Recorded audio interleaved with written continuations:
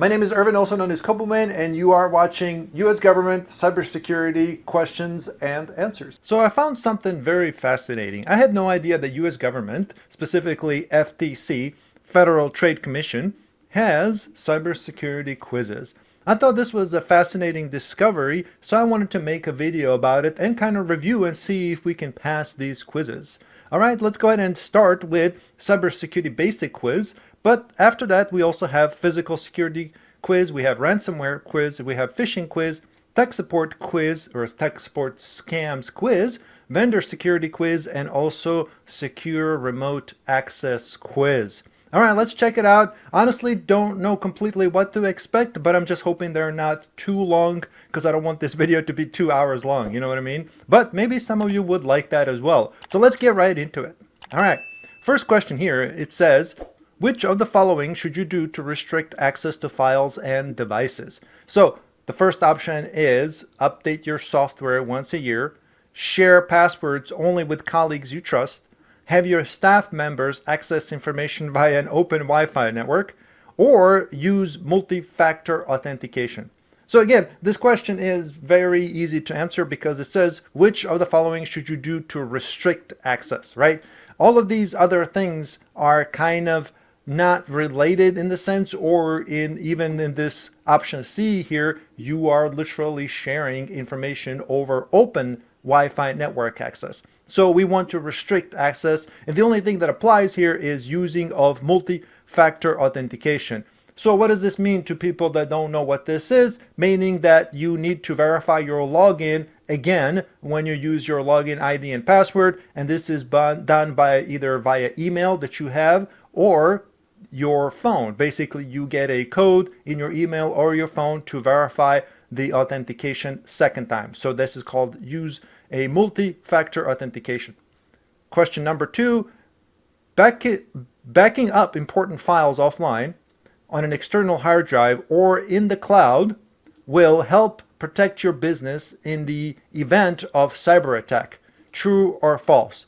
So this is obviously true because you're making a backup that's offline, that is not reachable by somebody who's trying to do cyber attack, or an external hard drive or in the cloud. External hard drive is basically the same thing as being offline unless the external hard drive is connected to your computer and that computer is online. I suppose that is a moot point here. But of course the answer is true, right? Because you're creating a backup of the information of the files that you have for your business in case it gets stolen, right? Or in case somebody tries to access your computer and you want to make sure your data is safe. However, I would also encrypt these files. They're either offline or on an external hard drive, so I would make sure that these are encrypted. Even if it's, let's say, BitLocker is the simplest way to encrypt, you can use BitLocker to encrypt any hard drives that are connected, even USBs. You can do that. You just have to make sure you have a BitLocker key available and stored somewhere safe, possibly offline, that you can access anytime, so that way you can unlock those files whenever you're trying to access them. Or you can simply just set a password to them, and that would be certainly better than just having a copy that is open, that is just on an external hard drive or somewhere offline that doesn't have a password on it. So that would go and take it a step further. All right, question 3, number 3, which is the best answer for which people in a business should be responsible for cybersecurity? So as you kind of noticed, this theme here is basically for that, or the theme here is for small businesses. So the point of these questions and answers, or help you get these answers or get to the conclusion of these answers. And the reason I'm saying that is because when you select something, it doesn't actually give you whether it's true or false. I know for a fact that the answers I'm giving are true because I'm an IT professional. I have 2 decades of experience and, use common knowledge, common sense knowledge. But this is for businesses, for small businesses, so they can get educated. However, it's not telling you whether somebody who is into a small business or starting a small business, doesn't tell you whether you have the right answer, and it doesn't lead you to additional educational material that you could learn from this if you make a mistake, which is unfortunate. Again, let's go ahead and just read this question again.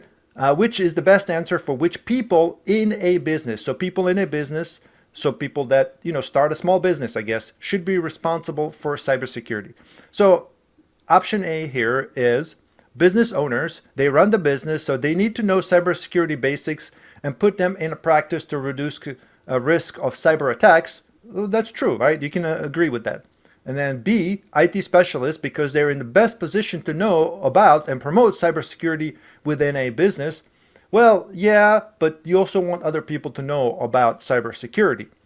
Managers, because they are responsible for making sure the staff and members are following the right practices. Also correct, right? You also want managers. And then we have D, all staff members should know some cybersecurity basics to reduce the risk of cybersecurity attacks. So, of course, you want all the staff to be aware of cybersecurity issues or attacks because they're multifaceted and they target not just, for example, somebody trying to hack into your computer, somebody trying to hack into your server, your network. There are things like phishing attacks, social engineering, all kinds of type of stuff. So number 4 here, cyber criminals only target large companies, true or false? We know that's false. So because we all of us are being targeted by cyber criminals all the time. Just check your email. Just don't click on any links or respond to anything that looks sketchy, right? So number 5 here, which of the following is the best answer for how to secure your router? So your internet router, whatever it is that you have at your home, in this case, it's a business, right? So you have a router, I guess, assuming it's a small business. You wouldn't necessarily have a big switch going on. So what's the best way to secure it? A, change the default name and password of the router. True. Well, that's one way. Turn off the router's remote management. Yep, I agree. Log out as the administrator once the router is set up. I agree. And then you have D, all of the above. So of course it's all of the above. I'd say that these are actually well-written questions and well-written answers. So far, I like these. It's just that it's disappointing that it doesn't tell you whether you got them right or wrong. And this is it for this first quiz that we've done. Of course, we'll continue with other quizzes. And then it does say here there are additional resources. I want to be fair. And it says there is a guide for employees, cybersecurity. Okay, so these are just links of stuff that they have. Looks like they have some video series, some materials, looks like it. But it's disappointing because people learn from these multi-choice questions. If you're going to take them another level, right? In my opinion, you should have the ability, let's say you're taking a quiz in school, you write an answer of what your opinion is. Sort of like in an interview, you give a verbal explanation on how, in this case, what is the best answer on how to secure your router, right? So that should be an option, but this is not school. This is just for your information, FYI, for a small business owner or small business that needs to know about cybersecurity, but it doesn't give you an option of you select all of the above. Well, if I don't know whether this is true or not, how do I know this is a correct answer, right? So that's my point, and it could lead to say, the quiz could say wrong, you have the wrong answer, and then also provide a link and explain why you are wrong. All right, let's go to phishing quiz, which is the next one. Which of these statements is correct? So which statement is correct? If you get an email that looks like it's from an you can click on any links as long as you have a spam blocker and antivirus protection. If you get an email that looks like it's from someone you know, so if it looks like, that means you're not 100% sure, right? That means either you know or you don't know, right? In this case, if it looks like, then you're not clicking on anything, right?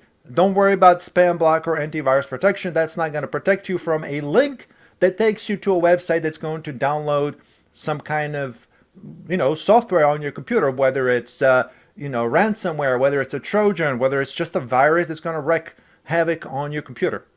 So you cannot just trust, you have to know, not look like. And then it says for B, you can trust an email really comes from a client if it uses client's logo, no, and contains at least one fact about the client that you know to be true. Now, this is really bad. I've seen some emails that I've gotten personally that I had to double check because it looked so good that I was like, wow, this is really good email, but I had to look into it. But they had everything. They had client's logo. They had a combination of the email looked so professional. And just for fun of it, I went ahead and replied to it. I knew that there was something off. So I replied to it, and they replied to me with a link to an agreement that it was zipped, but the agreement that you run on your computer had a .exe, the executable, which is software, which I went ahead and put on a virtual machine just to see what it does. And yeah, it was really bad. So we have C here. If you get a message from a colleague who needs your network password, you should never give it out. You should never give it out unless there is no unless.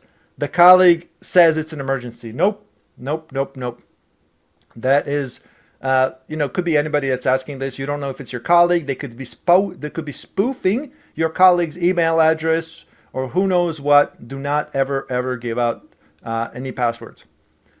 And then you got D, if you get an email from human resources asking you to provide personal information right away, you should check it out first to make sure they are who they say who they say are, right? This is kind of weirdly worded for me because English is my second language, but it says if you get an email from human resources asking you to provide personal information right away, you should check it out first. I agree to make sure they are who they say are. Who they say they are?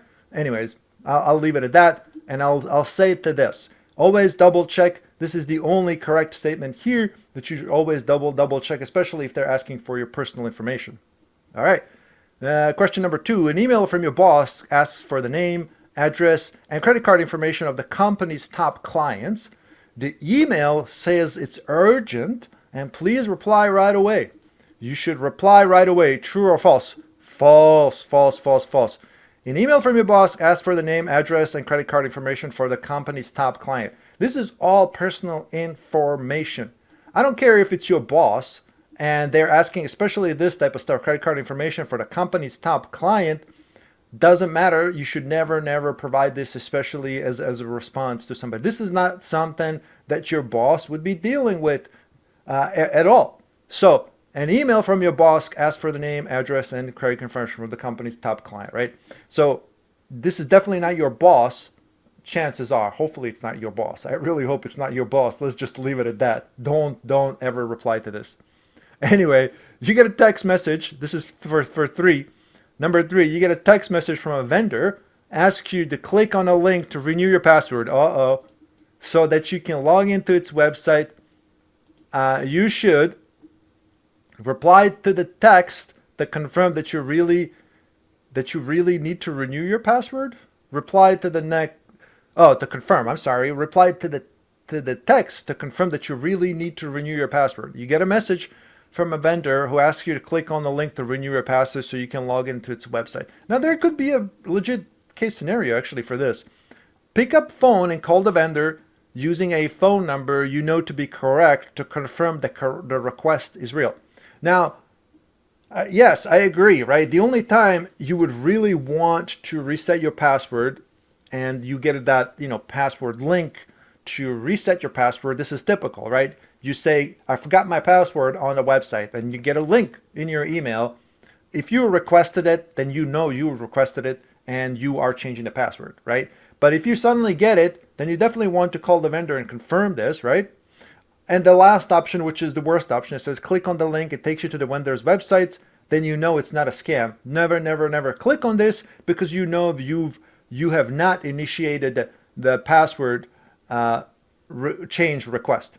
Now, the reason I mentioned that there could be a legit reason for this is, let's say you start to work with a vendor, right? So this is a specific scenario because sometimes you will have to work with a vendor that has to, for example, install specific hardware or software in your business, and you're working with them.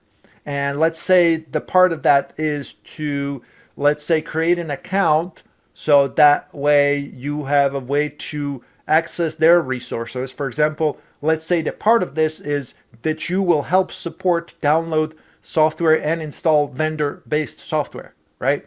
So if it's a legit vendor, right, you may get a link if you're having trouble to log into their websites.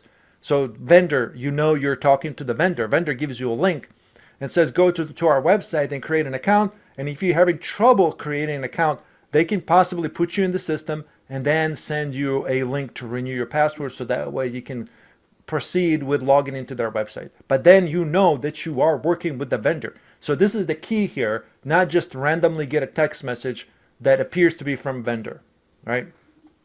So that's the correct answer here. And the answer, well, I guess if you were to pick one, it says pick up the phone and call the vendor using a phone number that you know to be correct to confirm that the request is real, right? So that's that.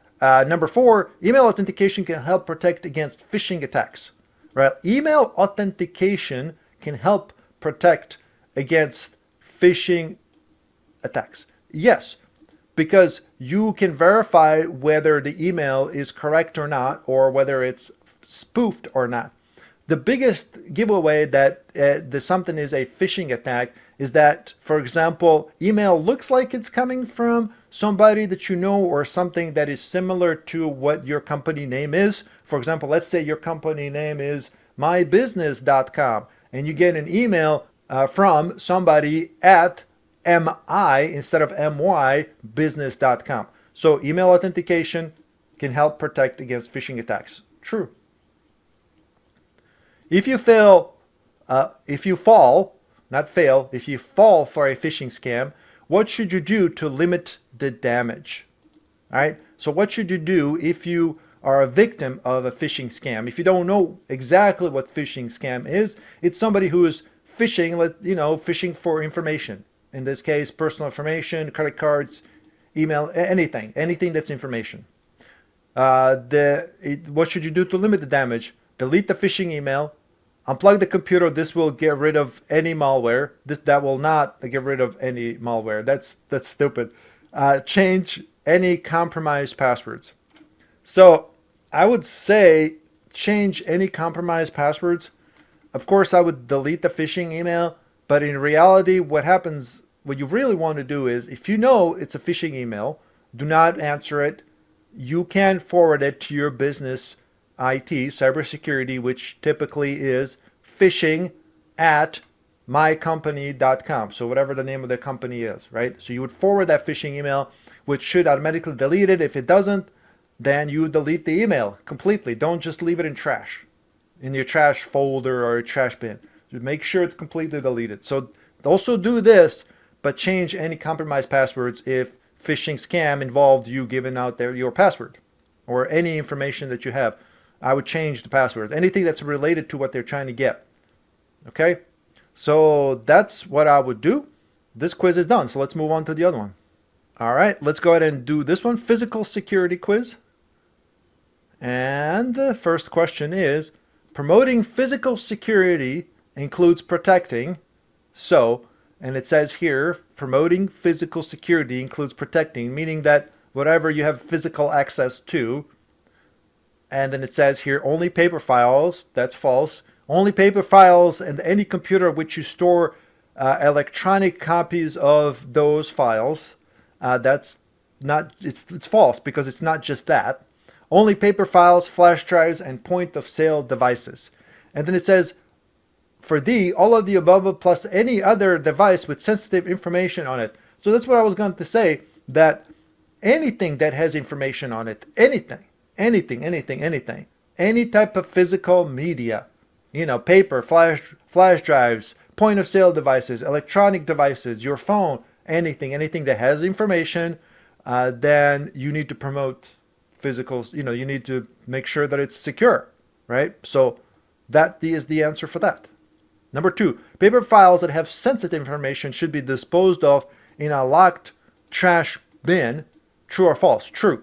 So what happens is there's usually a bin within a company that is locked, and you don't want to just drop it into what usually you see like a trash can, that's next to the printer. People print out stuff and they're like, I don't want this, and they just toss it into the trash can that's there. No, you want it to be a locked trash can, if you will, right? Bin, trash can, whatever, rubbish bin, if you will. So make sure it's locked, and you put it in there, and either you would shred it, or whoever is designated to get rid of it, to dispose of it, the information correctly, or sometimes there's a vendor that would come through and dispose of this stuff, depending how big your company is. If it's a small business, As far as I care, you can take all this stuff, put it into a metal something, take it behind your business and light it up. Set it on fire if you want, or shred it. Just make sure you nobody has access to it. That's the whole point here. And then it says here for number 3, when you hit the delete key, that means a file is automatically removed from your computer. True or false? It's completely false. When you hit the delete key, it's first of all, it goes to your recycle bin first. And then even when you delete it from the recycle bin, there is also information on your computer that it actually stores. I have software that can recover stuff that's been permanently deleted, even off of flash drives, even off of anything that stores data, right? Any type of memory that is permanent, quote unquote, memory, not temporary memory. And just by deleting the key doesn't mean that the file is removed from your computer at all. So even if you empty your recycle bin, I can still recover that data because the signature of it is still there. Even if it says that you freed up space on your hard drive, you empty your recycle bin and it says, now you have extra 5 gigabytes of free space because you've deleted things from the hard drive. No. I can still access it. Not that I do any of that. I just do it for my personal reasons because I've accidentally deleted stuff that I didn't want to delete. Anyway, number 4, which one of these statements is true? It's best to use multi-factor authentication to access areas of the business network with sensitive information. It's best. Okay, so let me read this again. It's best to use multi-factor authentication to access areas of the business network with sensitive information.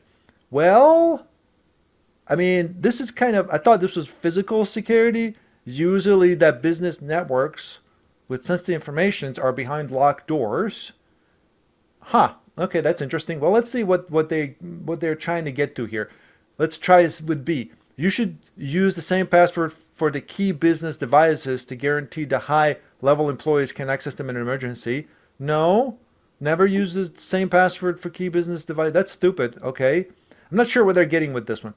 C, the best way to protect business data is to make sure no one loses any devices. And then D, you shouldn't limit login attempts on key business devices. No, you should limit. No, you should definitely limit login attempts. Because if somebody's trying to hack in, you want it to lock it out. Because getting locked out for having too many incorrect attempts would leave you unable to access your account. No, you should definitely limit. Because you don't want anybody who doesn't know the password to try to guess password. So I don't know what they're talking about here when it comes to, because it's confusing. They're talking about this is a physical security, but they're talking about using multi-factor authentication and passwords, which is all, I mean, I suppose I don't know what they mean here by this, but I suppose if I was to pick one, you know what? I'm not even going to pick one.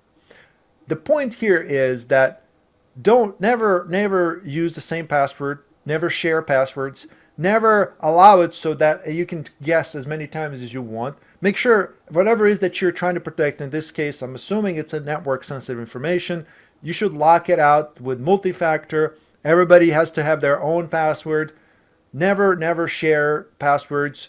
Make sure it's Loctite, multi-factor, and make it as difficult as possible so that way that you know that the only people that need to access this can access it.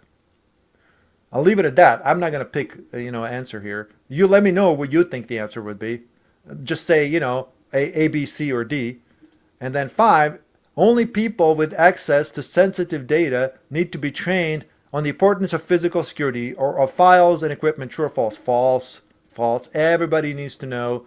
Literally everybody in your company needs to know about the importance of physical security files and equipment. All right.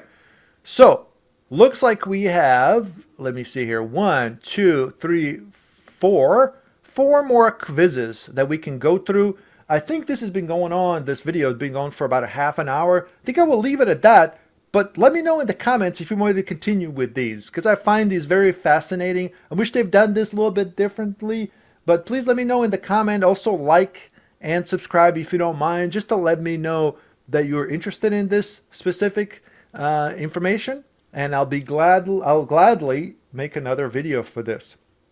I hope you have a good day. Take care. Bye bye.